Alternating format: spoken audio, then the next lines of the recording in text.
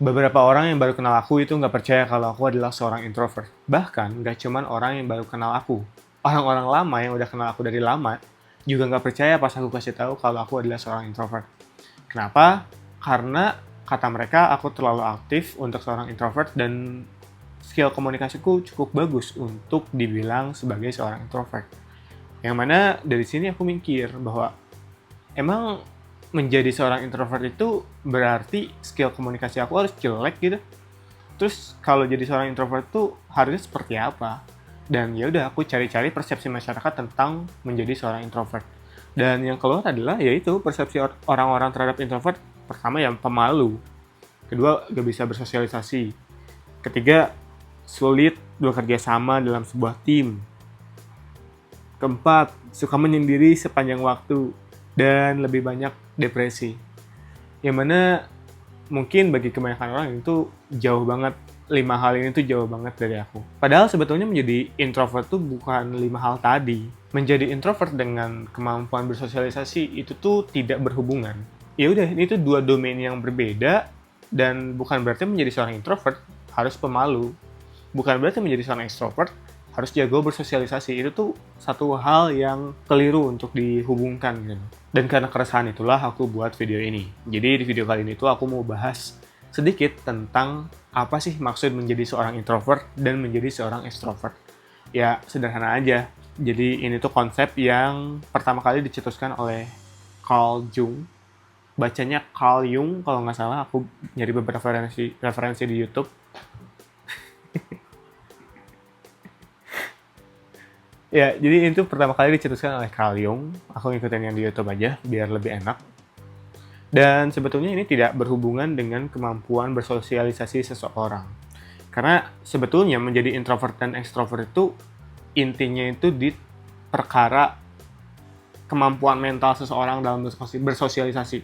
Atau mungkin dalam bahasa sederhana dan lebih mudah dimengerti, kita harus ngomongin baterai sosial.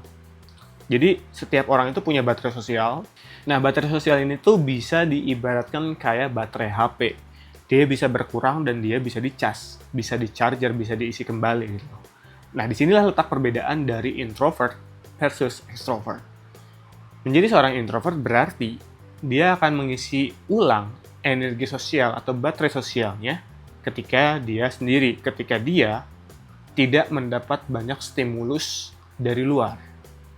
Jadi ya nggak mesti sendiri juga, bisa aja di tempat ramai tapi memang tidak terganggu, tidak terstimulus, tidak banyak ngobrol.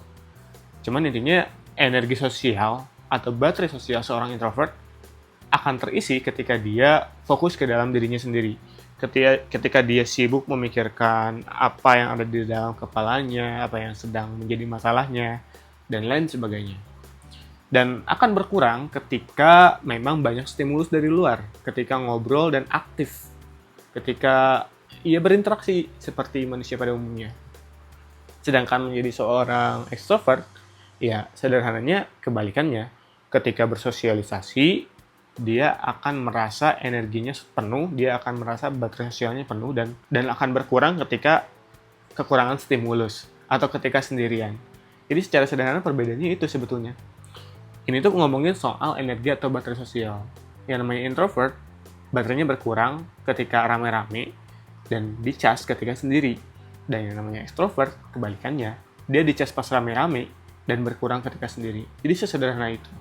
Dan Carl Jung sendiri juga sebetulnya mengajarkan bahwa tidak ada yang namanya orang 100% introvert juga 100% extrovert. Bahkan dari tes terakhir yang pernah aku lakuin tahun 2018, sebetulnya aku itu 53% doang introvertnya dan 47% extrovert. Jadi aku tuh bener-bener di tengah. Ini introvert, ini extrovert. Nah, aku tuh bener-bener di tengah. Kalau satu soal aku beda jawabannya, mungkin aku udah 53%-nya extrovert.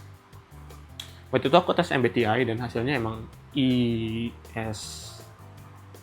kalau nggak salah. Tuh, jadi memang cuma 53% dan biasanya dikategorikan sebagai ambivert.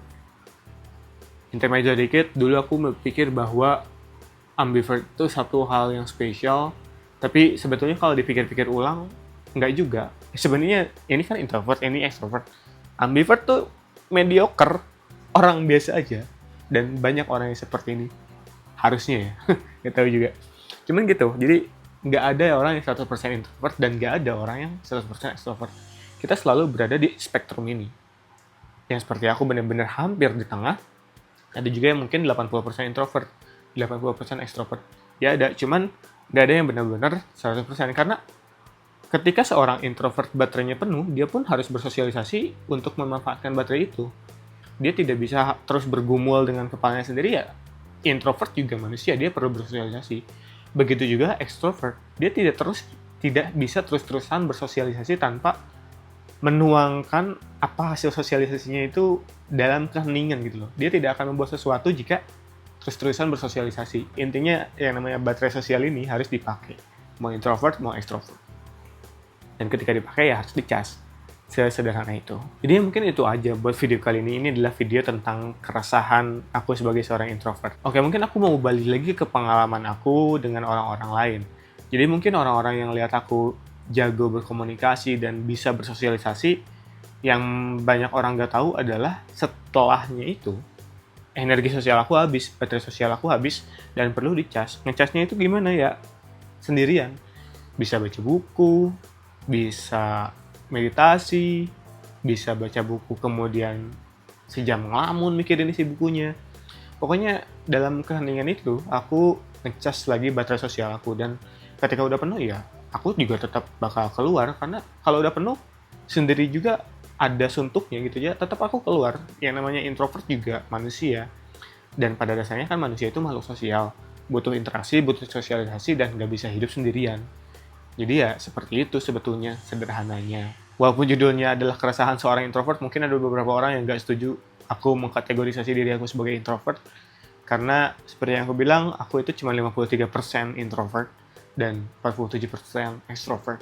Jadi mungkin aku kategori ambivert. Cuman akhir-akhir ini, itu kan tes aku lakuin 2018. Akhir-akhir ini aku lebih sering dan lebih suka untuk sendirian sih, untuk mengurangi stimulus dan ya menghabiskan waktu sendirian, memikirkan masalah yang bisa jadi benar-benar masalah atau bisa jadi masalah yang dibuat-buat. Jadi kalau ngambil tren di Amerika, aku mengidentifikasi diri sebagai seorang introvert. Whatever lah. Ya segitu aja buat video kali ini, sampai jumpa di video lainnya. Dadah.